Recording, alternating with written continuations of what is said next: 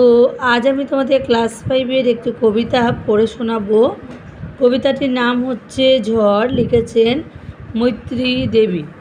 তো আমি কবিতাটি পড়ছি, তুমি আমার সাথে সাথে পড়ো।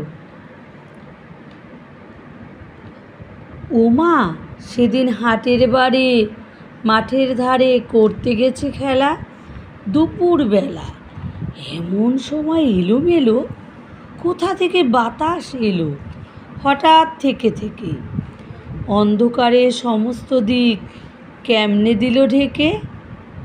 ভুললে ওরা ছুটে পালাই ঘর, ওই এসেছে ঝড়।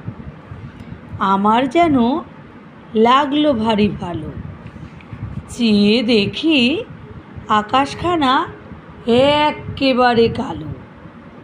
কালো হলো বকুলতলা, কালো চাপার বন, কালো জলে দিয়ে পারি হাসলো মাঝি তাড়াতাড়ি। কেমন জানি করলো আমার মন। ঝড় কারে মা কয়, আমার মনে হয় কাদের যেন ছেলে, কালির দোয়াত কেমন করে হঠাৎ দিল ফেলে। যেমন করে কালি আমি তোমার মেঝের উপর ঢালি। হাসলো কোমল ঠোঁটটি মেলে, ভীষণ কেমন আগুন জেলে।